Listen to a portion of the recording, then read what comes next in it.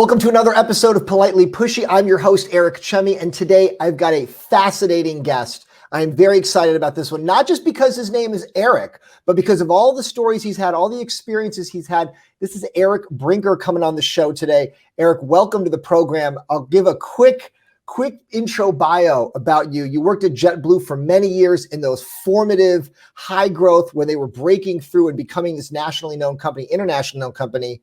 Your last name, Brinker, is the Brinker that is a publicly traded company, stock ticker EAT, the company that owns Chili. Your parents founded Chili's, and your aunt is Susan G. Komen, the name behind the most famous, cancer organization possibly in the whole world. So you've been at the center of so much. I can't wait to get into all this with you. Eric, welcome to the show. Thank you, Eric. I'm looking forward to it. And I'll just add, the only reason I agreed to do this is because your name's also Eric. So you spelled correctly. With the Eric with the C is key. We don't want those Erics with a K floating around.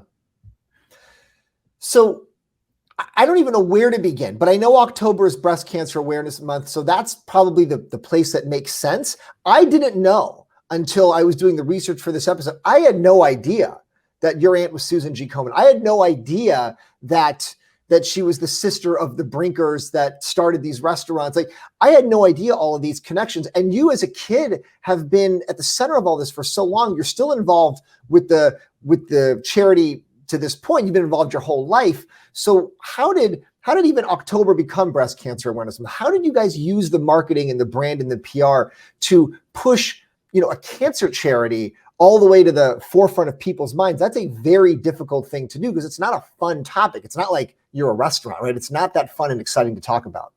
Sure. Yeah. Well, so, it really started with a promise, and it was a promise that my mom made to my aunt, Susan G. Komen. We call her Susie. She died when she was 36 years old. She lived in a place called Peoria, Illinois, which is in central Illinois. At the time, my mom was in Dallas, Texas, in the management training program for Neiman Marcus. And she was kind of my mom was in the big city and my aunt was kind of in a smaller community. And she was a model. She was very active in the community, absolutely a beautiful young woman and mother of two children, and a wonderful wife. And she was diagnosed with breast cancer at a very young age. Today, we would have known it as what we call metastatic breast cancer, quite serious. But also today there would have been a lot of drugs that would have been very receptive to prolonging her life. And, she didn't have that. But the biggest thing that she didn't have was there was so much stigma around the disease. And so that's what, was a big part of the promise that my mom made to my aunt when she started this work over 40 years ago. When my aunt died, was to take the stigma away. And so many people, and I even remember as a kid, kind of blushing when I would say, "Oh, my mom does stuff around breast cancer," and it was like embarrassing. Really, that's a really interesting point you make, because nowadays I don't think there's that stigma. Like, not at all. Right. But I literally, I remember my friends and people kind of blushing when you would talk about it. It was embarrassing, and honestly, the newspapers were still in the early 80s, in some cases, calling it women's cancer. Like, they weren't even calling it breast cancer. So until you could start with that, my mom made this promise. She started the organization, and the first step that she saw was destigmatizing the disease through awareness, and she did that in kind of a novel way, in a way that frankly hadn't been done before, which was through partnerships and partnering with companies. In some of her earliest meetings, she tells a story where she went to someone quite famous in the women's intimate apparel industry and said, "I'd like to," and she flew to New York, and I can so vividly remember this as a small kid because she was so let down by it. But she went into that meeting, and this quite famous executive at the time said, and the idea was, we want to put hang tags on bras to tell the story of breast cancer. And this is in the early 80s. And the response was, we don't sell death and dying. And that was the sort of not interested, slam the door on the way out. And, then you fast forward to how it evolved to all of these pink partnerships that raised, over $3 billion through activating events and sponsorships. That's an amazing story, because nowadays you see corporations and nonprofits are working together all the time, right? That's certainly the normal course of business on both ends. So I think people forget or don't have no idea, hey, it wasn't that long ago, like in our lifetimes, the 80s is not that long ago, that this was a foreign concept and people were not interested in, doing business that way. Yeah. And so, so the original idea of the premise of this work was around bringing people together, and doing it in a positive way. And so it wasn't a protest. It wasn't through anger. It was through really a celebration of survivorship and telling people stories, their own family stories. So we had our family story, of my aunt dying at 36 years old, and the deep personal stigma she felt and had around this disease. And by creating these events, which now are just synonymous with fundraising, but really we pioneered this sort of fundraising walk concept in 1983 when we had our first Race for the Cure event in Dallas, Texas. We had 800 people show up at the Galleria Mall in Dallas, Texas. If you're familiar with where that is, it's kind of right in the middle of the city. And from there, other communities accepted the promise that my mom made, but made it their own promise. And communities became quite active, and the Race for the Cure event, spread throughout the country. But with that came all these corporate sponsorships. How much of an overlap was there between your mom focusing on this and your family's work, with the Chili's restaurant brand, going across the nation? Were these both growing at the same time, or was one growing more than the other? Were there lessons learned going back and forth? Like that's a really interesting family dynamic for you to be part of. I think for sure, the Chili's and Brinker International story of how that organization grew, there were a lot of similarities in the model. And my mom always tells the story of my dad saying, you can start this organization and I fully support you and I'm fully behind you. Please just don't ask my friends for money. And the first thing he did was ask all his friends for money. Yeah. And that kicked off the fundraising. But a lot of the model, a lot of the corporate culture around Chili's is some of the fundamentals of the early work that my mom did when she built Susan G. Komen. So that work. What do you mean by that? What do you mean the fundamentals of the culture? What are some examples of that? Well, I just think sort of the positivity, going at it in a bit more of a commercial approach than in a sort of clinical or protest nature. At the time, many of these movements were sort of built around, burning things or protesting or marches. This was all around being positive and bringing in the biggest number of people that we could bring in together. So, one of the very first sponsors was American Airlines, for example. And so they came in Dallas, and New Balance followed in short order and were some of the organization's longest sponsors. And those organizations really helped, bring in all of their constituents and supporters in the running community and the flight attendants. And it all started to build from there. And, very quickly then started becoming, many, many corporations involved that helped sort of continue that storytelling that we started.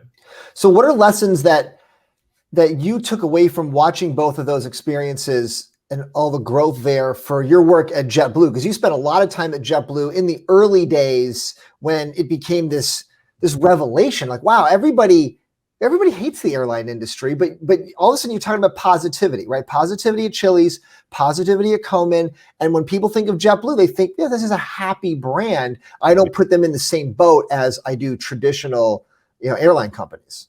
Sure. So, we had an opportunity to reinvent air travel at a time when travel was really at its worst. The airline started in 2000, just right before 9/11. And it really was a period of time where, all you heard were punchlines to airline jokes, right? People making fun of food, making fun of the quality of the service, making fun of the bad entertainment, bad movies. I mean, you still hear those jokes today, but Today you still hear them. But at JetBlue, we were able to really do something quite revolutionary, particularly in the New York market where we started by brand new fleet of aircraft, all leather seats, very simple fare structure, direct TV, so live satellite TV, no carts in the aisle, plentiful snacks with brands that people recognize and crave and love, and quality products, and then great crew members to back that up. That are all values oriented, that sort of everybody's on the same page as far as their values and their approach to taking care of customers. And so when you got everybody on the same page, now there's a lot of companies and brands and folks that have emulated that. But in 2000, it was quite novel, particularly in the airline space. And we really were very fortunate to be able to be part of really not only disrupting the industry, but creating something quite unique. One of the things that I was responsible for was helping develop some of the partnerships. Let's back to that partnerships word again. You mentioned that with Komen, you're mentioning it here. So there's these similar themes going over and over again. Well, I personally think that bringing partners in unexpected ways, in ways that maybe guests don't expect, but that make them kind of feel at home. And that's a lot of what we did at JetBlue, was having brands that people have in their homes. You have direct TV at home, you have a comfortable seat at home, you have people that care about you at home. So that sort of idea of making people truly feel at home, and finding the right partners. We brought Dunkin' Donuts on as our coffee brand when I was there, and bringing familiar but unexpected brands that feel premium but maybe aren't standoffish or inaccessible, but are exactly that are totally approachable. And I think that's a way that you can really help define a guest or customer experience. And that is a lot of what we did at Komen, which is having some of these unique partnerships that really helped tell our story, but were unexpected in some regards. I think that was really what was so successful for us. I'm wondering, in the same way that your mom was rebuffed by the lingerie company that said, look, we're not selling this type of stuff, we don't want that as part of our brand associated with it. Was there a same pushback against JetBlue? Like, hey, we don't want to get involved with an airline if we're Dunkin' or we're DirecTV or we're a good, seat company. Airlines are a little lowbrow. We don't want to be part of that. Was there any of that rebuffing going on? I do think early on, the joke was we were always Jet Who in the early days. No one knew who we were. And I think one of the things that David Neilman, the founder of JetBlue, is so brilliant with and encouraged all of us to do is, storytelling. And it weaves back into what we're doing here. But we were the recipient of a lot of very positive earned media, and that earned media came through the partnerships that we had that helped amplify the story. So maybe they didn't know who JetBlue is, but they knew who Terra chips are because they've seen those in their gourmet store, and they've seen those blue chips, or they knew what direct TV is, or so those kinds of things really helped. And I think even like in Komen's perspective, those partnerships, when you partner with Ford and you partner with New Balance and American Airlines is putting a pink ribbon on their side of their plane, and stuff that had never been done before. The value of those partnerships are so critical to organizations that don't otherwise have the ability to tell their story. JetBlue had a very, very small marketing budget in comparison to our competitors. Komen being a nonprofit, we relied on the partners early on to get our message out and tell our story and reach people in the community. The hard part, though, when I think about the smaller companies today, like the companies maybe you work with at Elizabeth Street Ventures, or the companies that Bospar works with, they're trying to find partners who are willing to take a chance on them and lend them their brand name. Because I think these big companies now realize the power of their brand name. We don't want to just partner with any, Jet Who and give them the power of our brand. So that's got to be this new tricky challenge, because it's so competitive right now. Extremely competitive. And I think that, brands, brands seek authenticity. And I think, when you can find a an experience that feels authentic, like a JetBlue did in the early days. It was, the most authentic thing that was there. But I think that transcends today in, things that aren't manufactured but that are real, are truly still so important. There's a quote on your website, and it's from David Neeleman, the founder of JetBlue, and it says, "You don't have to spend $1 jillion on advertising to get your word out. What matters is that customers have a good experience with your product at every single point of contact." And that to me goes back to what you're saying here. It's not about all the marketing budgets and the advertising budgets.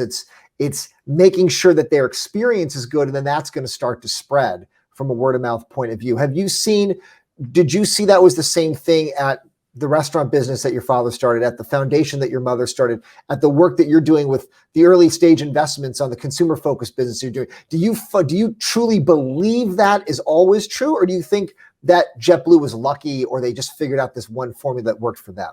No, I mean, I feel like it's that word of mouth is like, especially in the early days, is the earliest, form of almost social media, right? I mean, it is social media before it existed. And I think still to this day, it may show up in different ways. It may show up in Instagram posts and shares versus like true word of mouth. But I think that, it is, I think you're exactly correct in how you position that. How are you helping companies right now? What are you looking for? These early stage investments, consumer focused businesses. You've been a venture partner at Elizabeth Street Ventures, not for that long, not for that many years, just pretty recently.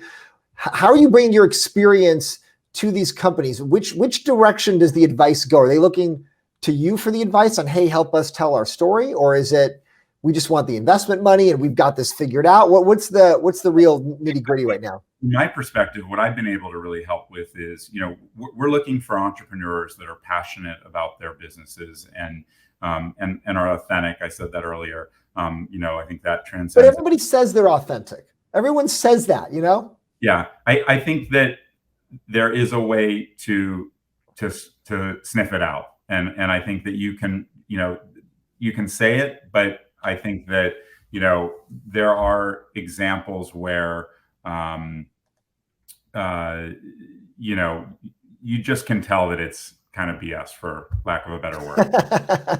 And but what I've been able to do with Elizabeth Street and our venture investing is, really help make some connections. And I think a lot of times these entrepreneurs that we partner with, they're at earlier stages in their career. They have great ideas, they have great people skills, they can build great teams, but they maybe don't have all the connections. And so it's been really fun for me to be able to be a bit of that conduit for making connections and bringing people together and playing a bit of the role of, that connector. It's in The Tipping Point, it's one of my favorite books, even though it's a little old, but that story of helping. I always was trying to get to know the connector, and I'm not suggesting I am the ultimate connector, but I like being able to use my relationships and contacts to put people in touch and help them.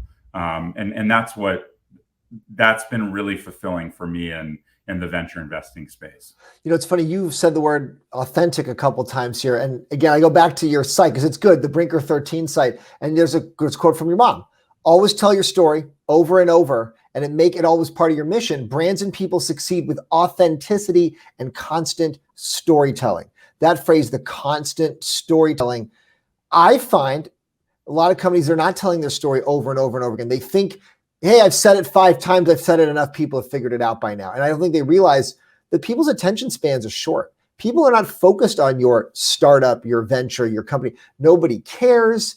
Everyone's busy. And you have to tell it over and over again, to the point that you may think it's crazy, or you may think it's too repetitive. Do you find that is true with a lot of companies that think, hey, I think I got my story out there, and I don't know why people aren't buying by now? Yeah, I mean, you always have to be telling it. And then I'll give an example. So my mother and I have started a new venture in the breast cancer space called the Promise Fund. And so it's sort of our next chapter of fulfilling the promise that we made to my aunt, or my mom made to my aunt.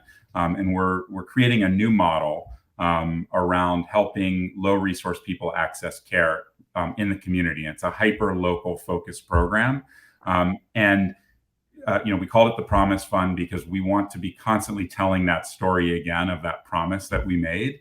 And I think that it's, people want to know that there's a personal connection to a cause, and they want to hear that story, and they want to feel that, there's something personal tied to it.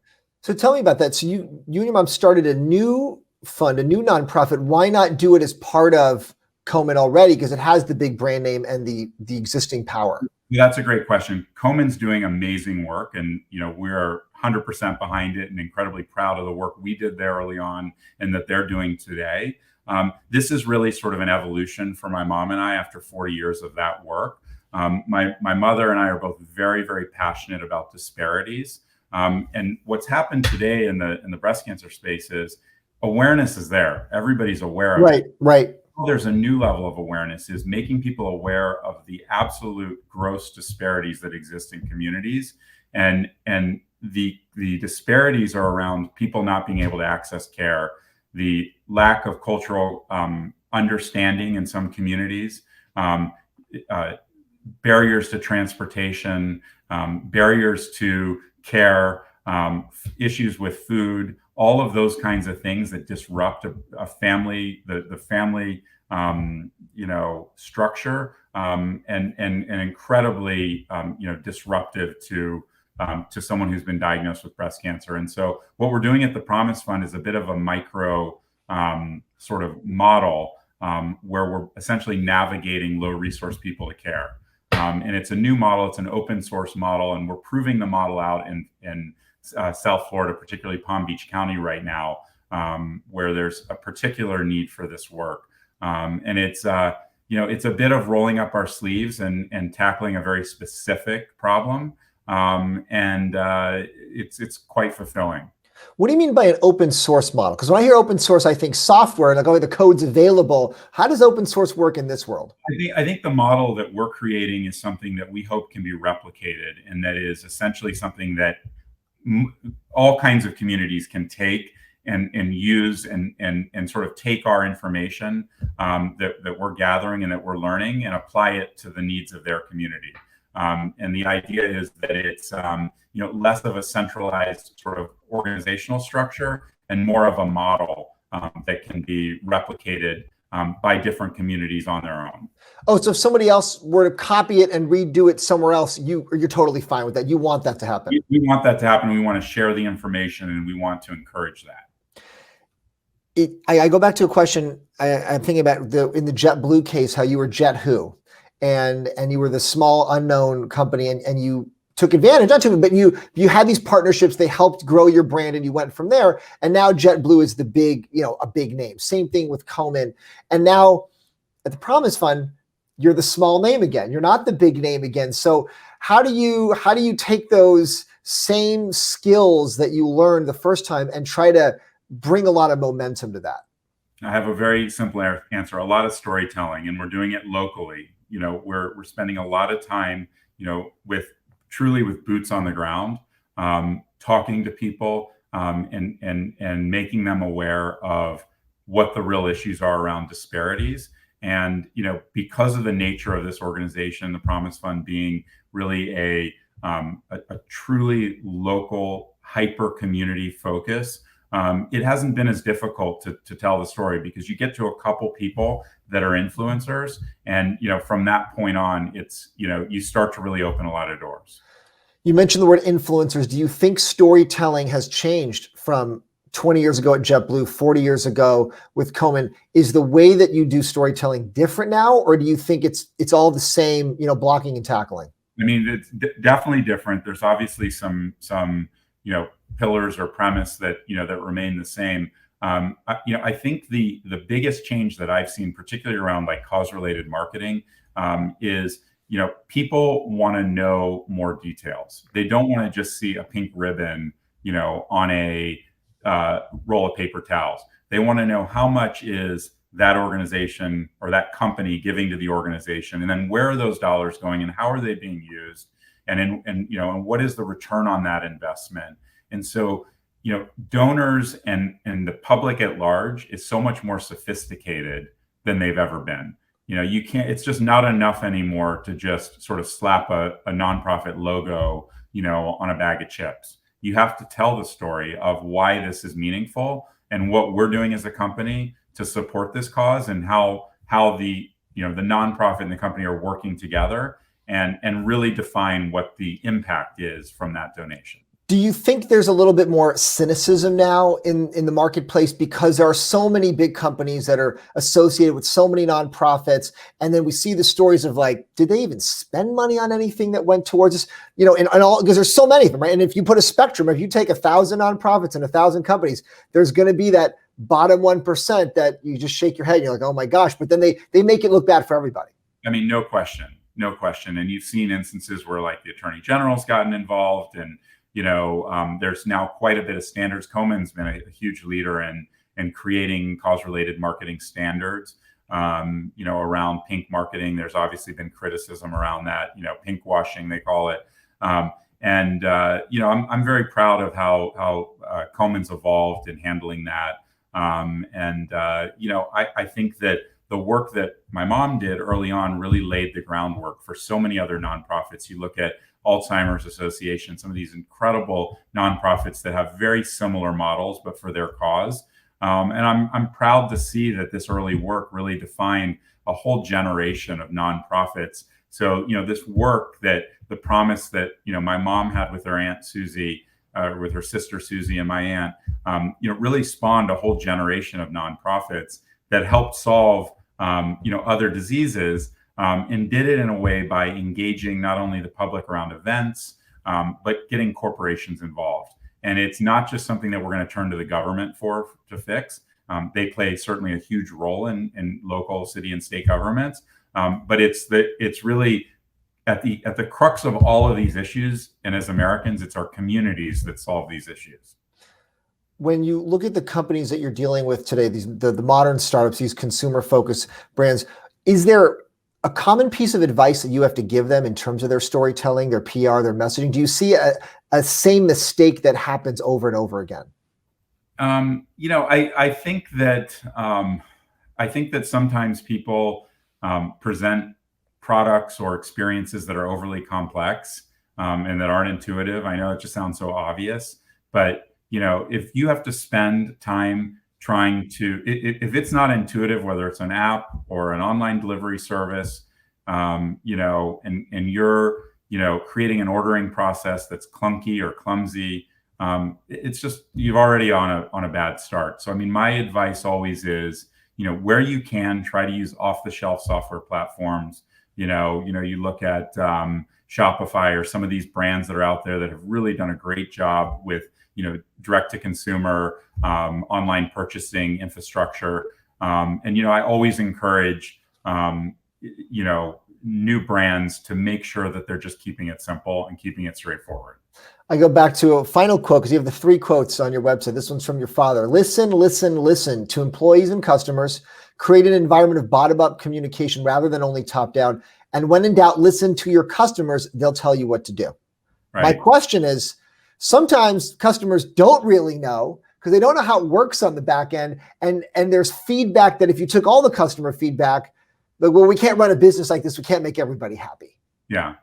Yeah, no, I there's some point to that around, technology. And, certainly I remember at my early days at JetBlue, myself, David Nealman, our founder particularly, would walk up and down the aisles and people would say, you have to have a frequent flyer program. You have to have, you have to do this. And yes, we wanted to have a frequent flyer program, but it comes at the expense of some of the other things we were trying to do. And sometimes people are just, they want to say something that sounds smart to the CEO. And so, the obvious thing is, yes, we know we need a frequent flyer program. We don't have one yet. Now obviously JetBlue has a very successful one. But so yeah, I think there's something to that, for sure. I also I think some of that quote also though is a bit around internal employee and crew member or guests, staff.